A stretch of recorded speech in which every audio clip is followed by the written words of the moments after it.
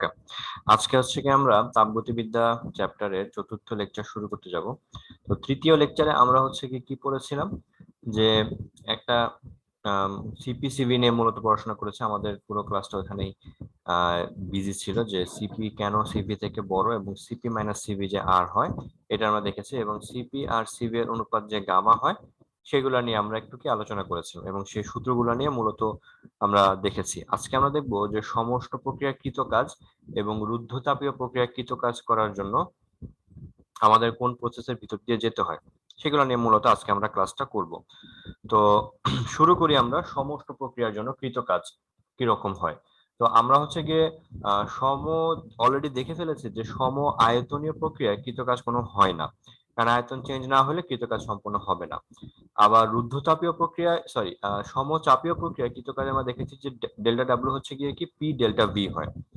তো সমচাপীয় নিয়ে একটু যেটা বলে থাকি, যে ধরে নাও সমচাপীয় সমচাপীয় প্রক্রিয়ায় আমাদের কৃত কাজটা যেটা হবে, সাপোজ তুমি মনে করো ডেল্টা ডাব্লিউ নিয়ে কাজ করবা, এখানে হবে কি পি ইন্টু ডেল্টা ভি। সমচাপীয় প্রক্রিয়ায় গ্রাফটা কিরকম হয়? সমচাপীয় প্রক্রিয়ায় আমাদের জন্য গ্রাফটা হয় এক্স্যাক্টলি এরকম। সো আমরা যদি এখানে পি বলি, এখানে যদি ভি বলি, যে কোনো দুইটা বিন্দু যদি চয়েস করি, যেহেতু এই দুইটা বিন্দু সরলরেখা, এখান থেকে একটা লম্ব অঙ্কন করি, এখান থেকে একটা লম্ব অঙ্কন করি, তাহলে এখানে হচ্ছে গিয়ে কি একটা চতুর্ভুজ পাওয়া গেল।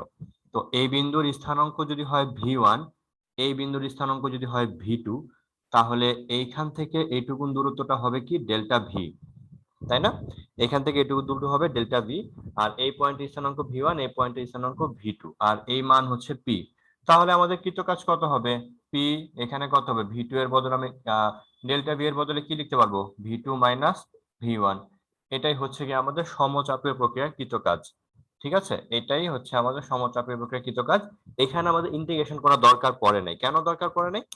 কারণ হচ্ছে গিয়ে এখানে যে ক্ষেত্রফলটা এখানে এসেছে, এখানে যে ক্ষেত্রফলটা আসছে এটা সম্পূর্ণ একটা চতুর্ভুজের ক্ষেত্রফল, কারণ এটা একটা জিওমেট্রিক্যাল শেপ আছে। আমরা এটাকে জিওমেট্রিক্যাল একটা শেপের মধ্যে এটাকে দাঁড় করাতে পারি।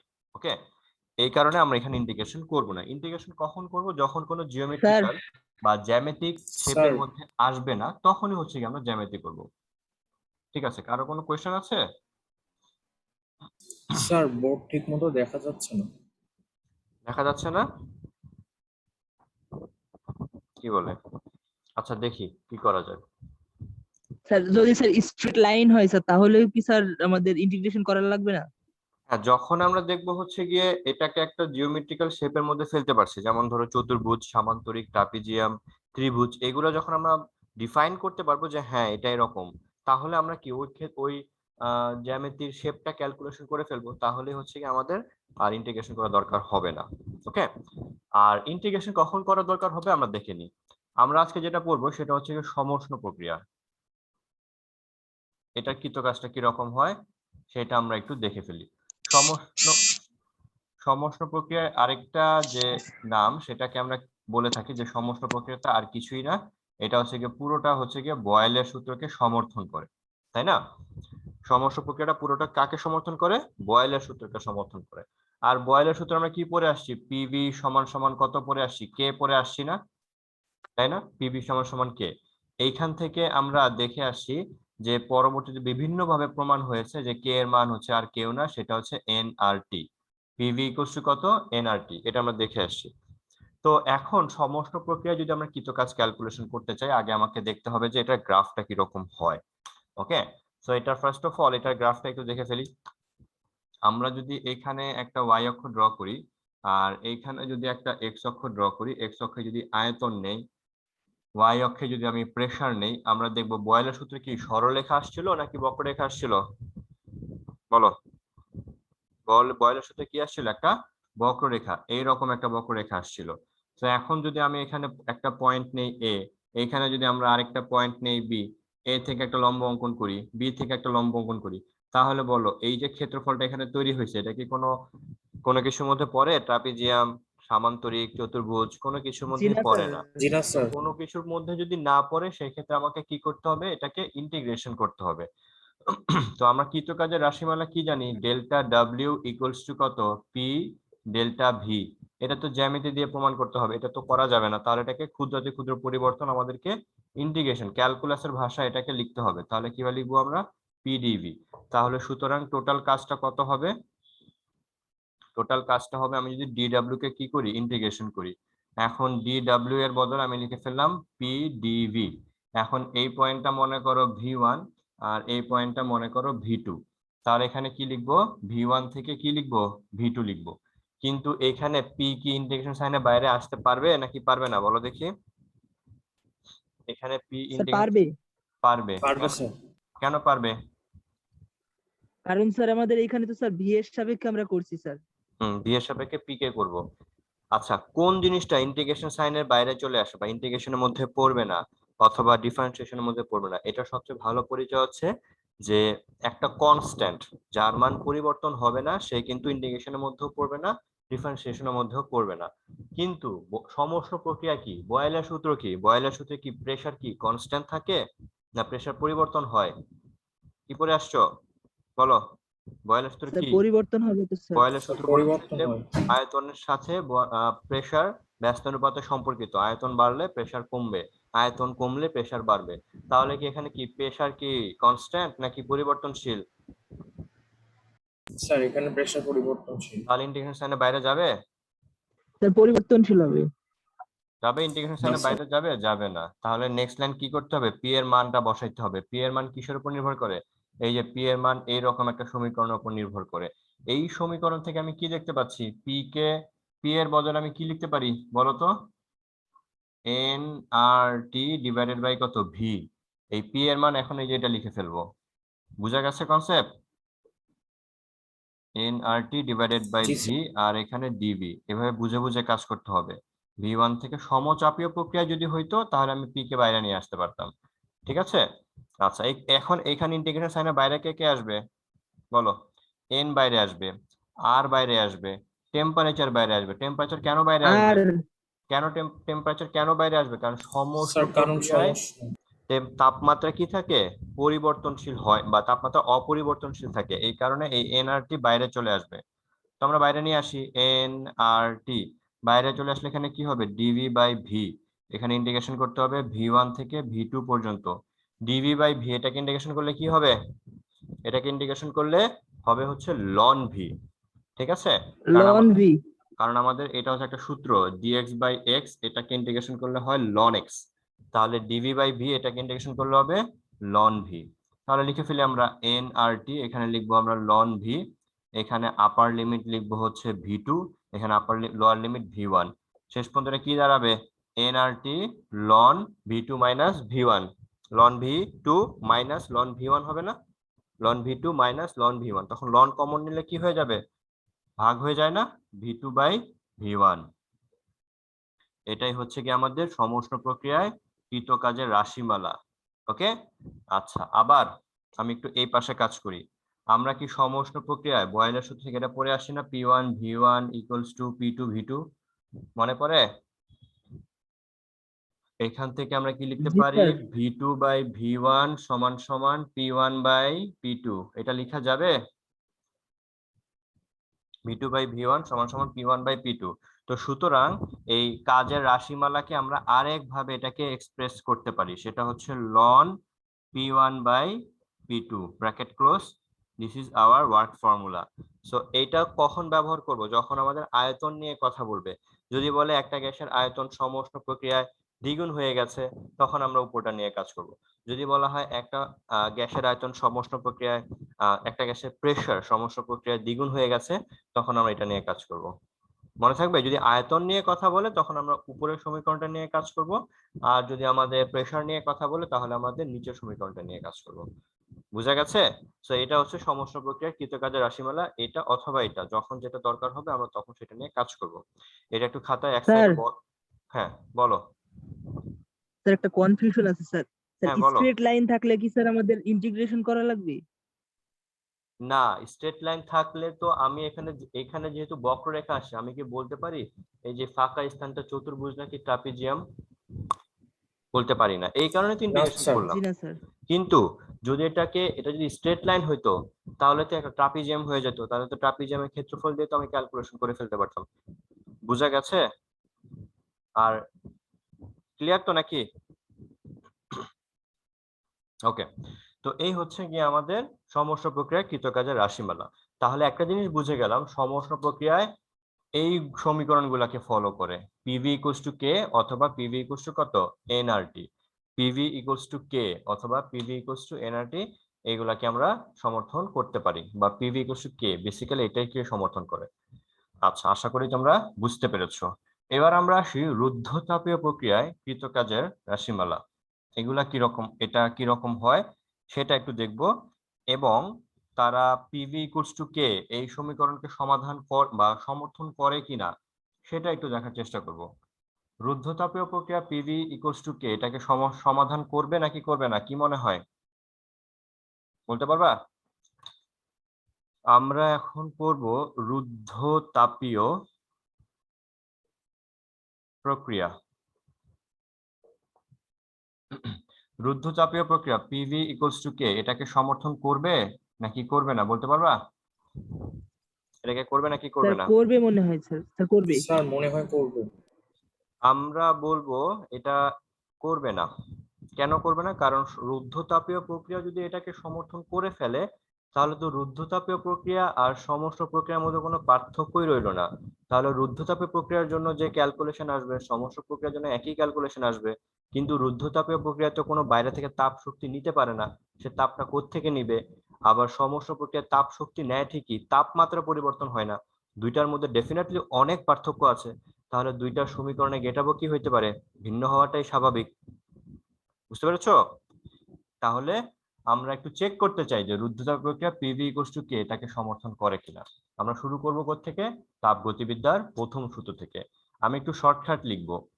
যেমন ক্যালকুলাসের ভাষায় যদি তাপগতিবিদ্যার প্রথম সূত্রকে এইভাবে লিখি, পি ডেল্টা পি ডিভি, কারো কোনো অবজেকশন আছে? সমস্ত ডাইরেক্ট তাপগতিবিদ্যার প্রথম সূত্রকে এভাবে লিখলে? কয়েকটা লাইন স্কিপ করে লিখেছি। আমরা ডিকিউ এর বদলে কত লিখবো রুদ্ধতাপীয় প্রক্রিয়ায়? তাড়াতাড়ি বলো। রুদ্ধতাপীয় প্রক্রিয়ায় ডিকিউ এর মান কত হয়? 0 হয়। কারণ রুদ্ধতাপীয় প্রক্রিয়া কাকে বলে? বাইরে থেকে তাপ শক্তি নিতেও পারবে না, সিস্টেম থেকে তাপ শক্তি বাইরেও যেতে পারবে না। যদি তাপ শক্তি বাইরেও না যায়, সিস্টেম থেকে বা সিস্টেমে প্রবেশ না করে, তাহলে তাপ শক্তির কোনো পরিবর্তন হবে না। তাহলে তাপ শক্তির কোনো পরিবর্তন না হলে ডিকিউ এর মান কত হবে? ডিরেক্টলি আমরা 0 লিখতে পারবো।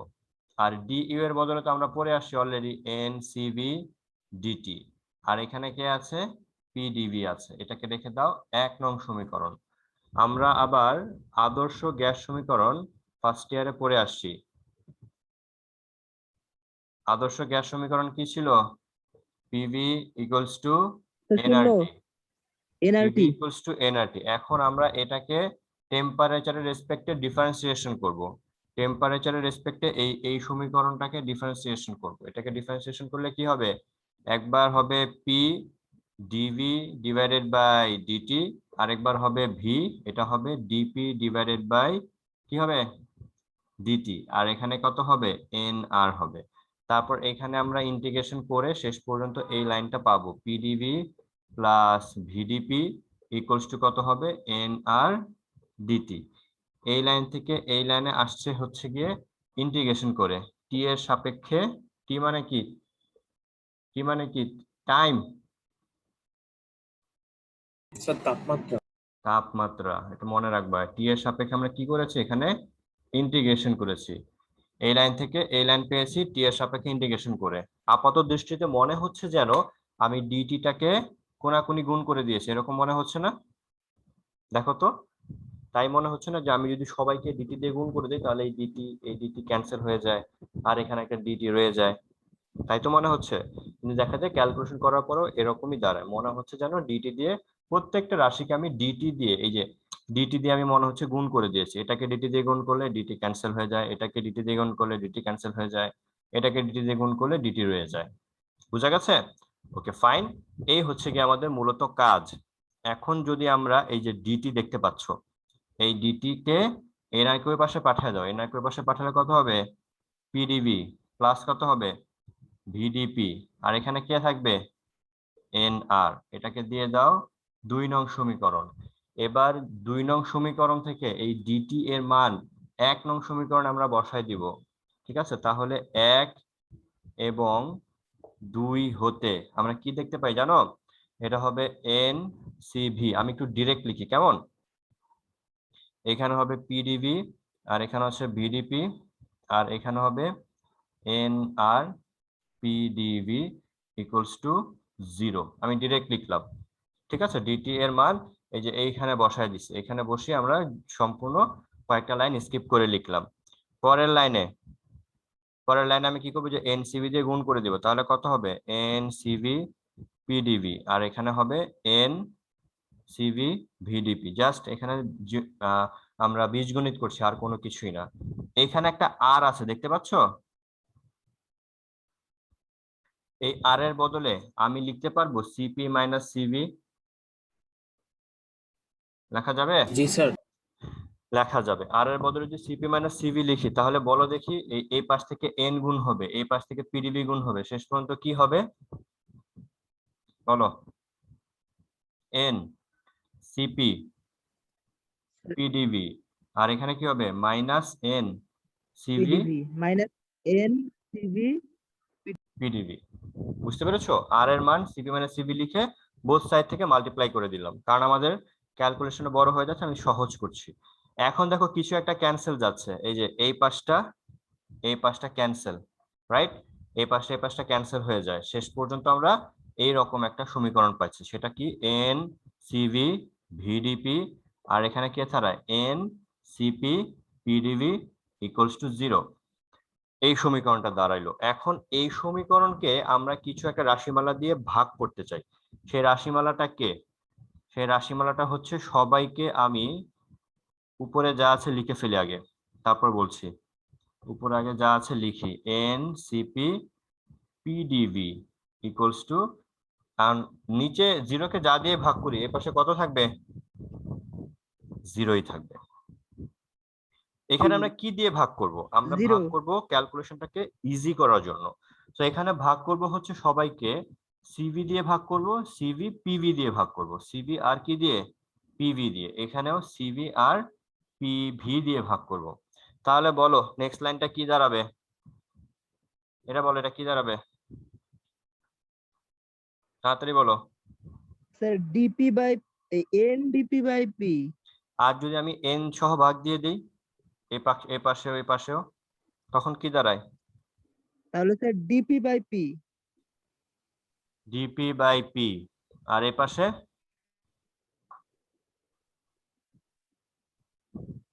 Sir DP by N, N cancel, gamma into DB by V. CP by CV কে কি লেখা যায়? গামা, তাই না?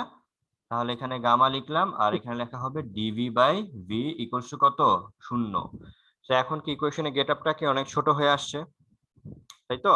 এখন এটা নিয়ে আমরা কি করব? একটু ক্যালকুলেশন করব। এটা নিয়ে আমাদের কাজ হচ্ছে গিয়ে দেখতে চাই যে পিভি ইকুয়ালস টু কে এটা সমান হয় কিনা। নেক্সট লাইনটা আমি উপরে লিখতেছি।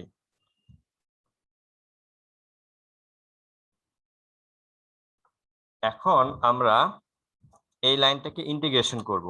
এই যে ডিপি বাই পি, আর এখানে আছে gamma dV by V equals to 0, এটাকে আমরা ইন্টিগ্রেশন করব।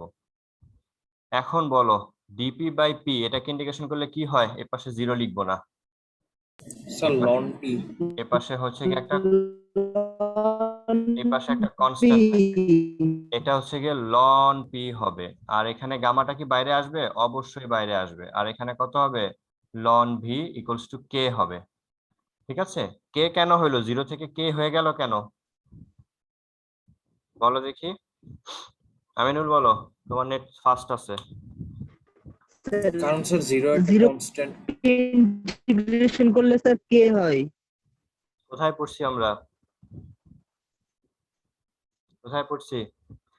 এভাবে মনে রাখবা, ডিফারেন্সিয়েশন আর ইন্টিগ্রেশন হচ্ছে একটার সাথে একটা পরিপূরক। একটা সমীকরণকে ডিফারেন্সিয়েশন করলে যে রাশিমালাটা আসে, ওই নতুন রাশিমালাকে ইন্টিগ্রেশন করলে আবার আগের রাশিমালা ব্যাক করে।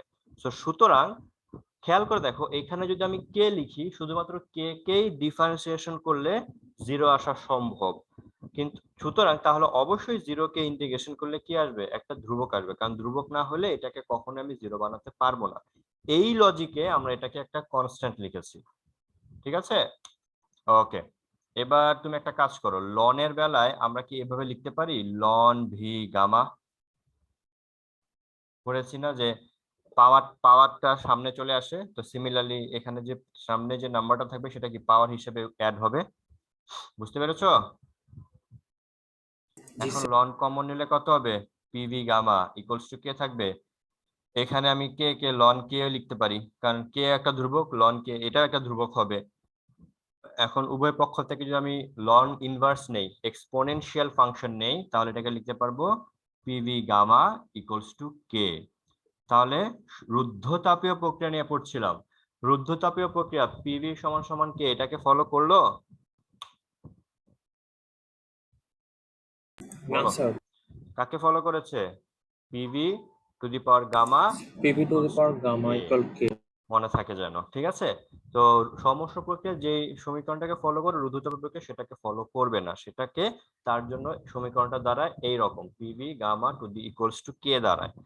তো এখন আমাদের কাজ হচ্ছে গিয়ে রুদ্ধতাপীয় সমষ্ণ প্রক্রিয়ার জন্য যেমন আমরা কৃত কাজ ক্যালকুলেশন করেছি, ঠিক সিমিলারলি রুদ্ধতাপীয় প্রক্রিয়ায় আমরা কি করব, কৃত কাজ ক্যালকুলেশন করব, ঠিক আছে। একইভাবে ক্যালকুলেশন হবে আমাদের ইন্টিগ্রেশন সমষ্ণ প্রক্রিয়ার জন্য, তো আমরা যেরকম গ্রাফ পেয়েছি, রুদ্ধতাপীয় প্রক্রিয়ার জন্য ক্যারেক্টার একই রকম থাকবে, একটু তো পার্থক্য থাকবেই। এই একটু পার্থক্য কে তৈরি করে দেয়, এই গামা তৈরি করে দেয়, স্যার গামা। ঠিক আছে। ওকে ফাইন, সো আমরা এখন মুছে দিচ্ছি এটা।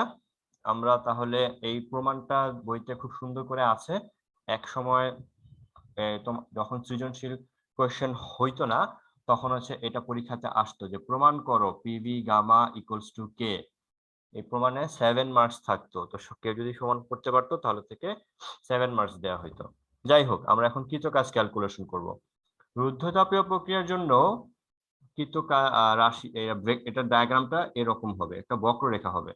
তাহলে আমি যদি একটা এ বিন্দু বলি, এটাকে যদি আমি বি বিন্দু বলি, এখানে যদি একটা আয়ত মানে রেখা ড্র করি V1, এটা যদি V2 হয়, তাহলে বলো এখানে কি আমি জ্যামিতি করব নাকি ইন্টিগ্রেশন করব?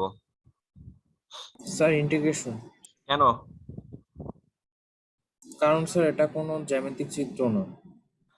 এটা হচ্ছে যে এখানে যে ক্ষেত্রফলটা আছে, এই ক্ষেত্রফলটা হচ্ছে একটা বক্ররেখার নিচে, কোনো জ্যামিতির মধ্যে পড়ে না। ওকে ফাইন, তাহলে আমাদের DW লিখতে হবে, কৃতকাজের রাশিমালা। DW কত হবে, পি ডিভি ইন্টিগ্রেশন। পি কে রিপ্লেস করবো কিভাবে, পি কে কিভাবে রিপ্লেস করব বলো তো, PV gamma equals to K, তাহলে পি এর বদলে কি লিখতে পারবো বলো তো, K V to the power gamma, এটা লিখতে হবে না, পি এর বদলে এটা লিখে জি কাজ স্যার। করতে হবে, ঠিক আছে। সো লিখে ফেলি আমরা, এ পাশে কাজ করি, DW এখানে হচ্ছে গিয়ে লিখে ফেললাম কে, পি এর বদলে K V to the power gamma, আর এখানে ডিবি, এই হচ্ছে ইন্টিগ্রেশন। এখন আমরা, সরি এটা তো আর ইন্টিগ্রেশন সাইন দিয়ে দিলে এটা তো আর DW থাকবে না, এটা ডাব্লিউ হয়ে যাবে। ওকে ফাইন, এবার আমরা কে এটা অবশ্যই বাইরে চলে আসবে, আর ভি প্লাস গামা ছিল, এটা উপরে নিলে মাইনাস গামা হয়ে যাবে, এটা হবে ডিভি।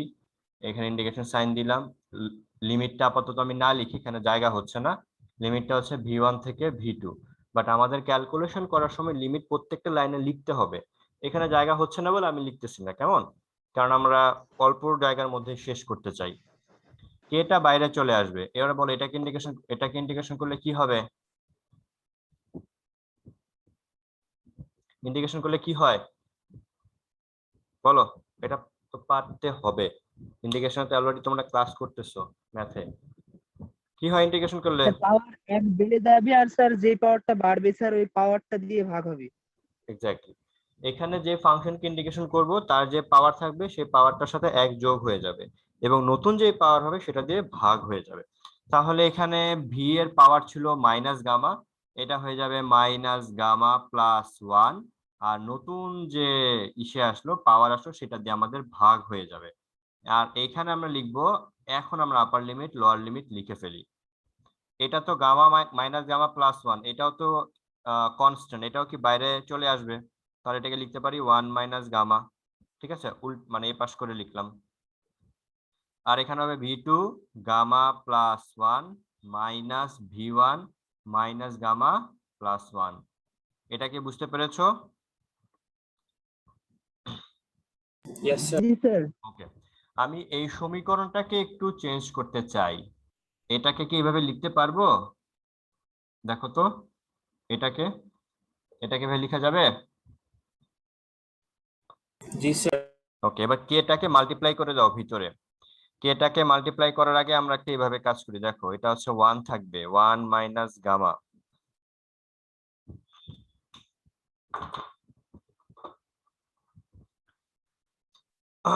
কেটা মাল্টিপ্লাই করে দেওয়ার আগে আমি যদি এভাবে লিখি V minus gamma into V two, এটাকে কিভাবে লিখতে পারবো সূচকের মতো করে? বলো, জি স্যার। এগ্রি করো কিনা? আর এটাকে কি লেখা যাবে? V1 মাইনাস গামা ইন্টু কত? V1 bracket close. কিন্তু আমি কে তো ভিডিওর মাল্টিপ্লাই করে দিয়েছি, তাহলে এখানে কত হবে? একটা কে হবে না? আর এইখানেও কি একটা কে হবে না? ধরতে পারছো? কে দিয়ে এটাকে মাল্টিপ্লাই করলাম, মাইনাস যেহেতু আছে কে দিয়ে এখানে মাল্টিপ্লাই হলো। এখন দেখো K V to minus gamma, এই যে কে ভি মাইনাস গামা, এটা এইটুকুর বদলে কি আমি P2 লিখতে পারবো না? দেখো তো, জি স্যার। জি স্যার।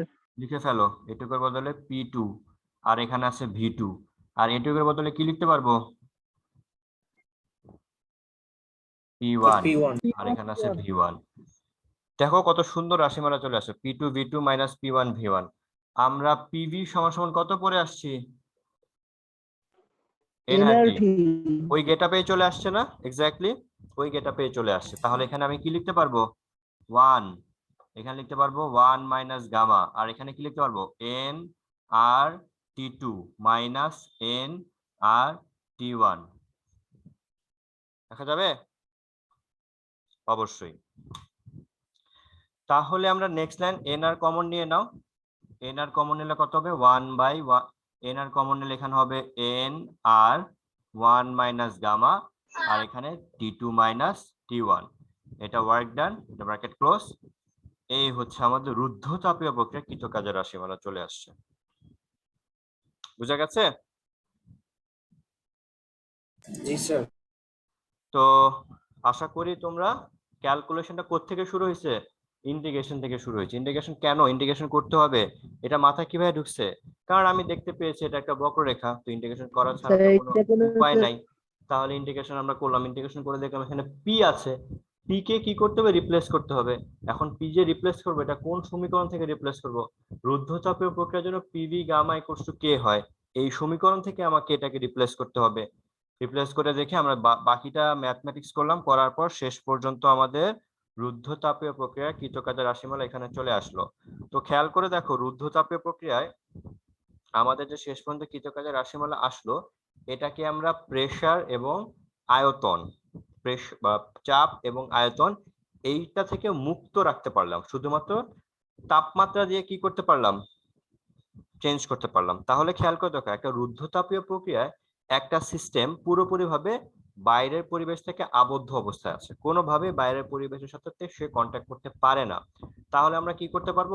ওই সিস্টেমে শুধু একটা থার্মোমিটার লাগবে, আমার থার্মোমিটার লাগবে। তাপমাত্রা আমি নির্ণয় করব, শুরুতে তাপমাত্রা কিরকম ছিল আর পরবর্তীতে তাপমাত্রা কিরকম আছে সেটা যদি কোনোভাবে নির্ণয় করতে পারি, আমরা এই সমীকরণে বসায় দিব। আমাদের বাকি লাগবে হচ্ছে কত মোল গ্যাস সেখানে আছে, আর বাকি লাগবে জানতে যেখানে কোন গ্যাস আছে, এক পারমাণবিক, দ্বিপারমাণবিক না বহু পারমাণবিক। এইগুলো যদি আমরা জানতে পারি, খুব সহজে আমরা রুদ্ধতাপীয় প্রক্রিয়ার কৃতকাজ আমরা ক্যালকুলেশন করে ফেলতে পারবো। বুঝা গেছে? ওকে। সো পরীক্ষাতে এরকম থাকবে যে দুইজন বন্ধু দুই ধরনের প্রক্রিয়া নিয়ে কাজ করছে, একজন সমউষ্ণ প্রক্রিয়া নিয়ে কাজ করবে, আরেকজন রুদ্ধতাপীয় প্রক্রিয়া নিয়ে কাজ করবে। তখন বলবে যে কে বেশি কাজ সম্পন্ন করলো। তো যেই বন্ধুটা সমউষ্ণ প্রক্রিয়া নিয়ে কাজ করবে তার জন্য তুমি সমউষ্ণ প্রক্রিয়ার জন্য কৃতকাজের রাশিমালা ব্যবহার করবা, আর যেই বন্ধুটা রুদ্ধতাপীয় প্রক্রিয়া নিয়ে কাজ করবে তার জন্য তুমি কি করবা? রুদ্ধতাপীয় প্রক্রিয়া কৃতকাজের যে রাশিমালা আসছে সেটা নিয়ে ক্যালকুলেশন করবা। তখন দেখবা দুইজনের কাজের মান সেম আসে কিনা। সেম আসলে বলবা সেম আসছে, সেম না আসলে সেটাও বলবা সেম আসে নাই। বুঝা গেছে? তবে সেম না আসাটাই স্বাভাবিক, কারণ দুইটা সূত্রের গেট আপ দুই রকম, ঠিক আছে? আর যদি সেম চলে আসতো তাহলে তো কোনো কথাই নেই। সো এই হচ্ছে কি আমরা ক্যালকুলেশন করতে পারলাম ঊর্ধ্বতাপীয় প্রক্রিয়ার কৃত কাজ। ঠিক আছে, এখন আমরা আরো কিছু কাজ দেখব, যেমন আমরা PV gamma, PV to the power gamma equals to K, এই সমীকরণটাকে আমরা একটু নিয়ে মডিফাই করব। মডিফাই করা মানে হচ্ছে যে সব সময় যে আয়তন আর প্রেসার নিয়ে কাজ করতে হবে এমন কিন্তু না। আচ্ছা, রুদ্ধতাপীয় প্রক্রিয়ায় তাপমাত্রা কি পরিবর্তন হয়? কি মনে হয়? জি স্যার। তাহলে তোমার জি যদি পরীক্ষার স্যার। হলে বলে দেয় যে একটি গ্যাস 100°C তাপমাত্রায় আয়তন এরকম, 200°C তাপমাত্রায় আয়তন এরকম, ঠিক আছে, তখন তুমি তাপ প্রেসার দিল না, তখন কি আমরা এই সমীকরণ ব্যবহার করতে পারবো? পারবো না। তাহলে না এটাকে স্যার। কি করতে হবে? একটু মডিফাই করতে হবে। কিভাবে মডিফাই করব? দেখো, আমরা তো এইমাত্র দেখলাম যে পিভি গামা ইকুয়ালস টু কে। মনে করো আমরা তো এই সূত্র পড়ে আসছি, পিভি ইকুয়ালস টু এনআরটি। বেসিকটা তো এখান থেকে আসছে, আদর্শ গ্যাস থেকে, শুধু ওর ক্যারেক্টারটা এখানে গামার কারণে চেঞ্জ হয়ে গেছে। সো পি এর বদলে আমি যদি এখানে লিখি N R T divided by V, এখন এই পি এর মানটা এখানে বসায় দাও, তাহলে দেখতে কি রকম হবে? N R T divided by V, আর এখানে কে আছে? V to the power gamma equals to কত হবে? কে হবে না? কে হবে। এখন এইভাবে লিখতে পারি আমি, এন আর এর উপর একটা গামা আছে, টি এর উপর একটা গামা আছে, আর ভি, এই ভি এর উপর, সরি সরি সরি কি লিখলাম, আচ্ছা এরকম আছে। এখন আমি টি কে রেখে বাকি সবাই, এই যে এন আর কে যদি ওই পাশে পাঠাই, এটা তো স্যার ভুল হয়েছে।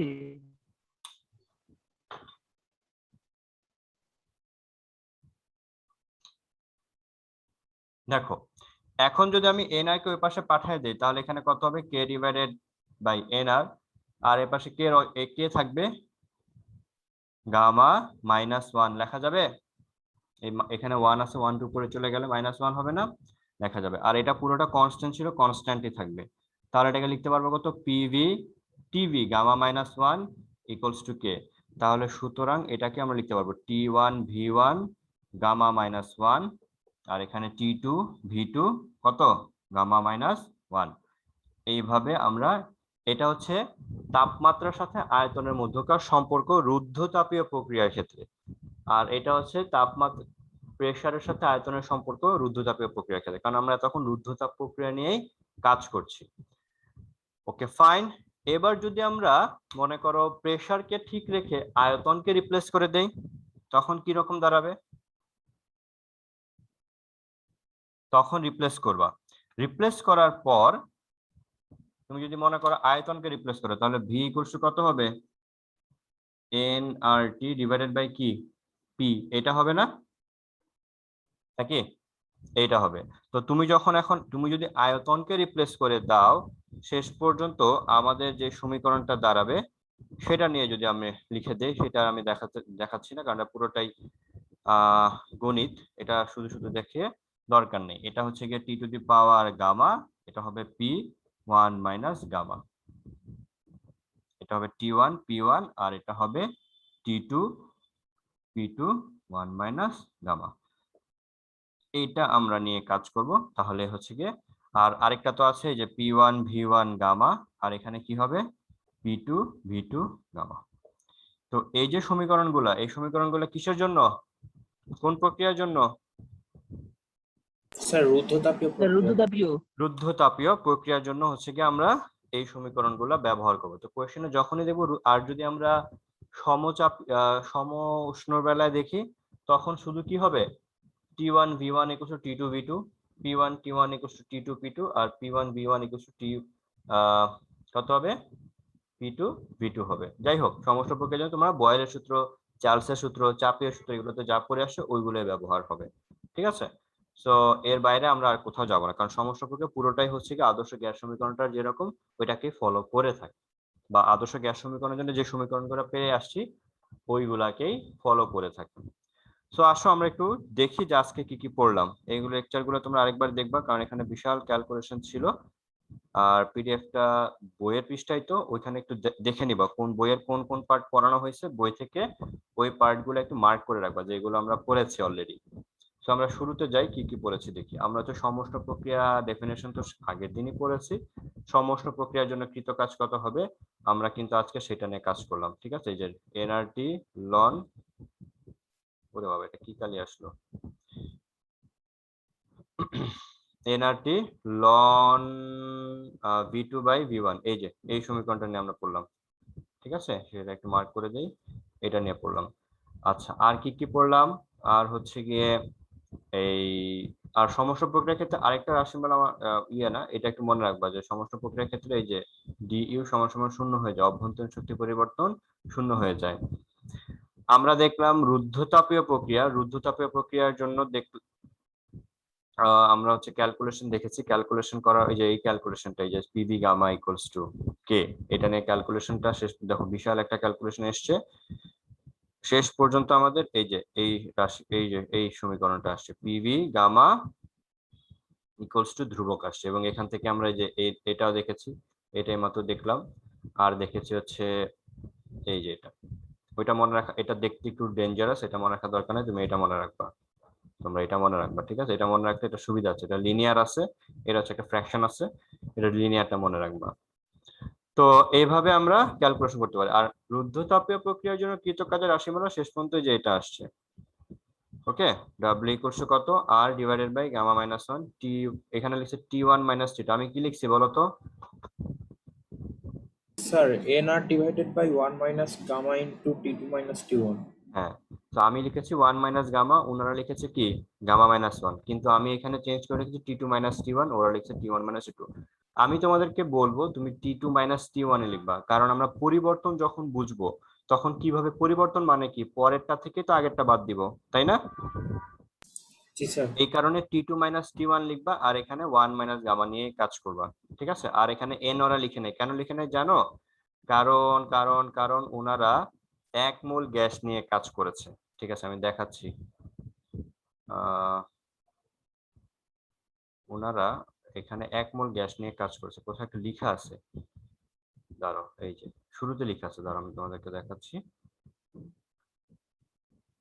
কয় মোল গ্যাস নিয়ে কাজ করছে, এই যে 1 মোল, সরি এটা বেশি গাঢ় হয়ে গেছে, দেখতে পাইছো? কয় মোল গ্যাস নিয়ে কাজ করছে ওরা? 1 মোল গ্যাস নিয়ে কাজ করেছে, এই কারণে ওরা 1 লিখে নেয়। তো আমাদের যে সবসময় 1 মোল গ্যাস নিয়ে কাজ করতে হবে এমন তো কোনো গ্যারান্টি নাই। ঠিক আছে, আমাদের মোল সংখ্যা চেঞ্জ হইতে পারে। সো এই সূত্রগুলো যেগুলো পড়লাম এগুলো একটা খাতায় খুব বড় করে লিখে রাখবা, মার্ক করে দিবা, আর দরকার হলে বইয়ের যে সমীকরণ যে পার্ট গুলো আছে এগুলাকে কয়েকটা ডিফারেন্ট কালি দিয়ে এটাকে মার্ক করে রাখবা, কারণ এগুলো আমাদের কাজে আসবে। নেক্সট ক্লাসে আমরা এটা পড়বো, রুদ্ধতাপীয় রেখা সমস্ত রেখা থেকে অধিকতর ঢালু বা খাড়া। ঠিক আছে, আর এখানে উদাহরণ কিছু ম্যাথ আছে 1.9, এগুলো একটু দেখবা।